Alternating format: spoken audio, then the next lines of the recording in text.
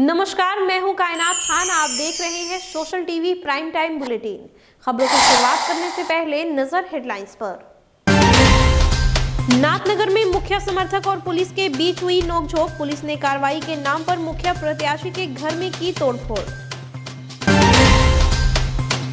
पीरपैंती में 35 लाख लूटकांड का पुलिस ने किया उद्भेदन। सेल्समैन कुंदन कुमार ने ही रची थी लूट की साजिश। जदयू विधायक की पत्नी पर एफआईआर दर्ज करने का दिया आदेश। नामांकन के दौरान लॉ एंड ऑर्डर की उड़ाई थी धज्जियां। और तिलकामांझी भागलपुर विश्वविद्यालय के सिंडिकेट बैठक का छात्र राजद ने किया विरोध, जमकर की नारेबाजी। अब खबरें विस्तार से। नाथनगर नूरपुर पंचायत के मुखिया प्रत्याशी रीना देवी के पति मंटू यादव के घर में बौखलाए पुलिस ने देर रात कार्रवाई के नाम पर तोड़फोड़ करते हुए बच्चों और महिलाओं के साथ मारपीट की। पुलिस अपनी करतूत छिपाने के लिए सीसीटीवी का डीवीआर बॉक्स लेकर चले गए।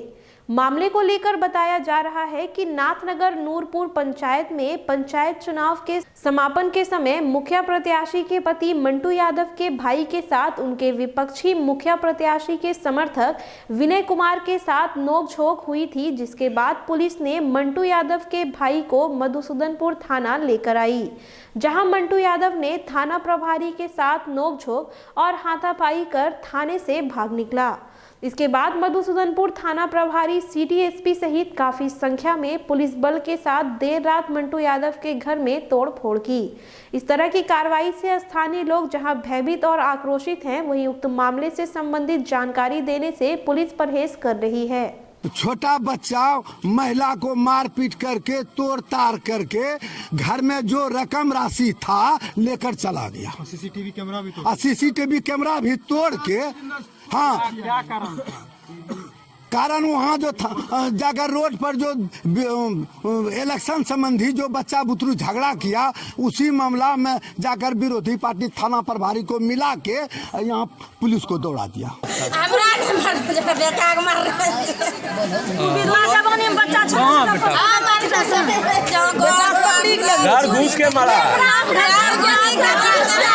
भागलपुर पीरपैंती थाना क्षेत्र उल्टा पुल के समीप सेल्समैन कुंदन कुमार से 35 लाख लूटकांड मामले का पुलिस ने पर्दाफाश करते हुए लूट की राशि सहित एक मोटरसाइकिल और 3 को गिरफ्तार किया है।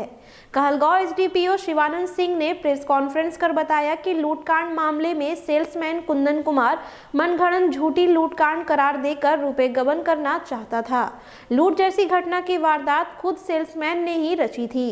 पुलिस ने सीसीटीवी फुटेज के आधार पर और खुद सेल्समैन कुंदन कुमार की मनगढ़ंत कहानी के बदलते बातों पर जांच किया तो खुद सेल्समैन द्वारा रचा गया लूट करार कर रुपया गोलमाल करने की बात सामने आई।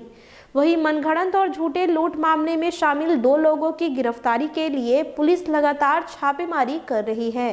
कोशिश कर रहे हैं, एक रोड पर ही सीसीटीवी फुटेज का हम लोग को मिला है, जिसमें वो दिखाने की कोशिश कर रहे हैं कि हम लोग लूट कर भाग रहे हैं। और फैक्ट ये है कि वो एक फर्टिलाइजर के साथ बैग लेकर जा रहे थे।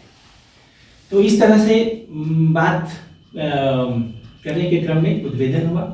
खुद जो अभियुक्त जो यहाँ पे बनाए गए वही लोग इन्होंने बताया कि हम लोगों ने ऐसा प्लान किया था।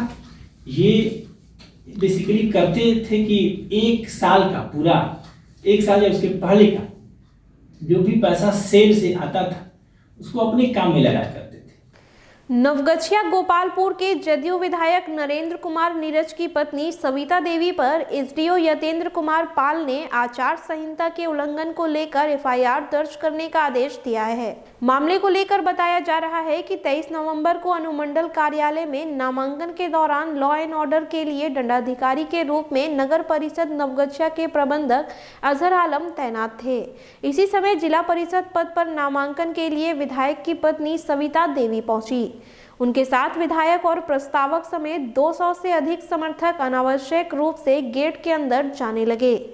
दंडाधिकारी ने रोकने का प्रयास किया, पर आदेश की अवहेलना करते हुए समर्थक आगे बढ़ते रहे। काफी मशक्कत के बाद समर्थकों को गेट से बाहर निकाला गया। इसको लेकर दंडाधिकारी के बयान पर केस दर्ज की जाएगी। तिलकामांझी भागलपुर विश्वविद्यालय के सिंडिकेट की बैठक विश्वविद्यालय के प्रभारी कुलपति हनुमान पांडे की अध्यक्षता में कुलपति के आवास के कार्यालय में आयोजित की गई। बैठक में 2022 से 2023 के बजट को रखा गया है, जिसमें 613 करोड़ घाटे का बजट दिखाया गया है।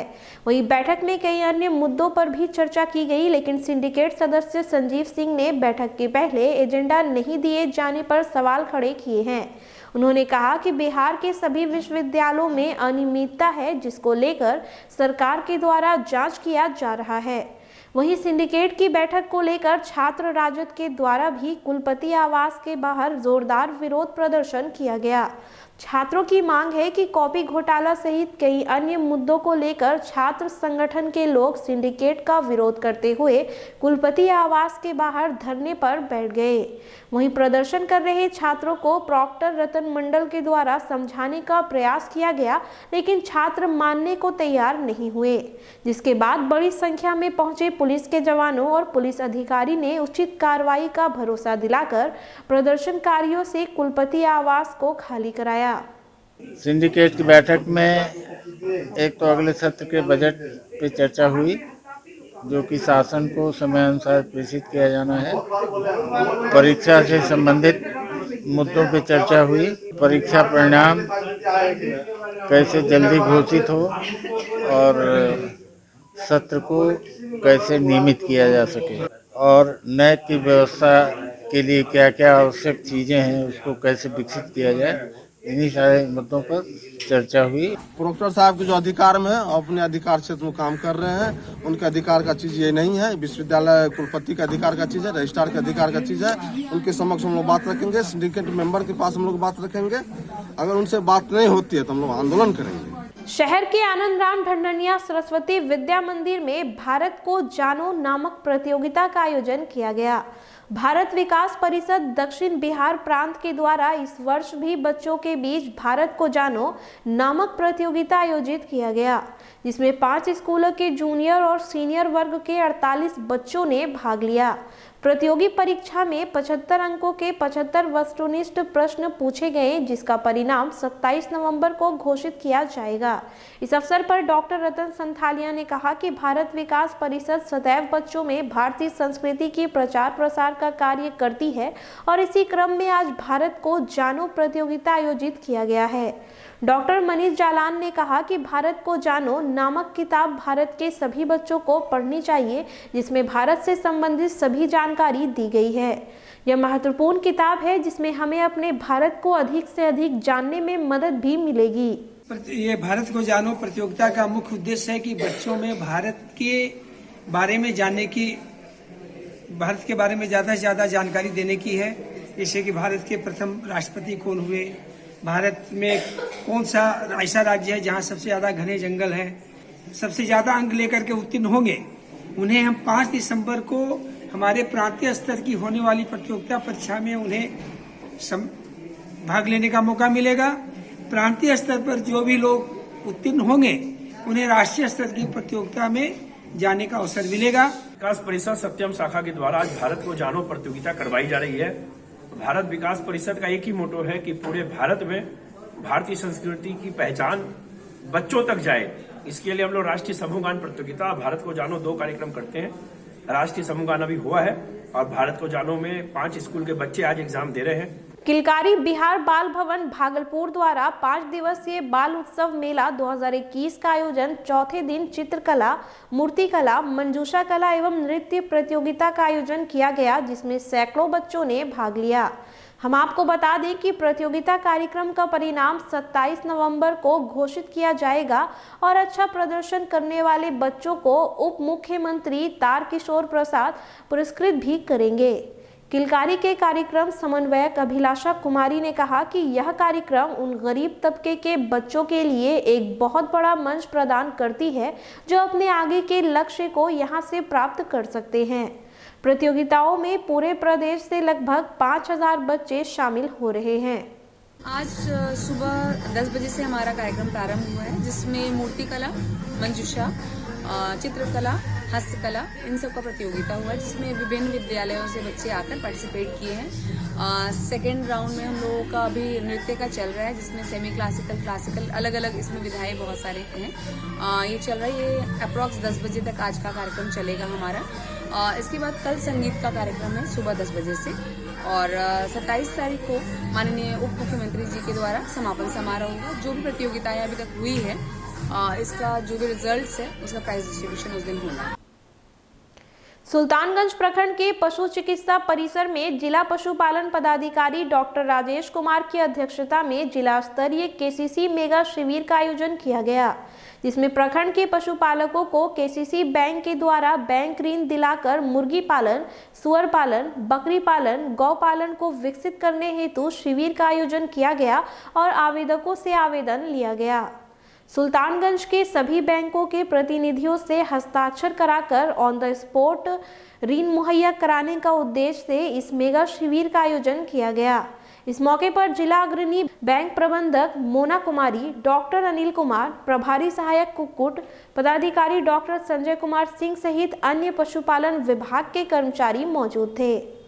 है कि पशुपालन से संबंधित जैसे बकरी पालन हुआ, गौ पालन हुआ, सुअर पालन हुआ, मुर्गी पालन हुआ, तो सरकार चाह रही है कि हम अपने किसान को, अपने पशुपालक को बैंक की मदद से केसीसी लोन दे करके, खाता खुलवा करके उनको इस व्यवसाय से जोड़ना है ताकि उनकी आर्थिक उन्नति हो। नवगछिया के अनुमंडल पदाधिकारी यतेंद्र कुमार पाल और अनुमंडल पुलिस पदाधिकारी दिलीप कुमार ने केक काटकर नवगछिया का 49वां स्थापना दिवस मनाया है।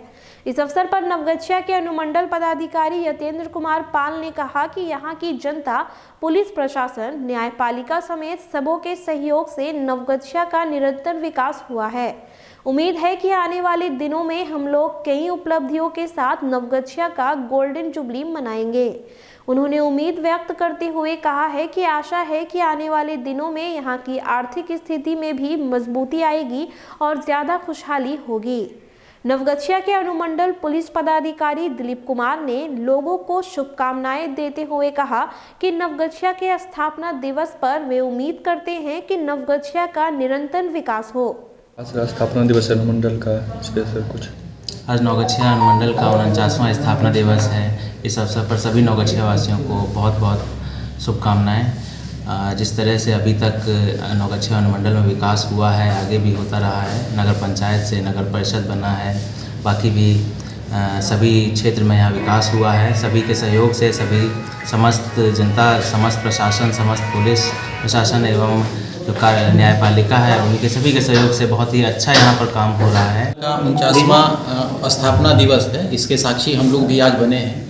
हालांकि मैं पिछले साल भी था, लेकिन कोरोना की वजह से कोई प्रोग्राम वगैरह नहीं हुआ था, और ये हम लोगों का भी सौभाग्य है कि आज इसके स्थापना दिवस का जो आप लोगों ने प्रोग्राम अरेंज किया उसका साक्षी हम सर के साथ बने हैं। हमारे तरफ से पूरे नवगछिया वासी को बहुत बहुत शुभकामना।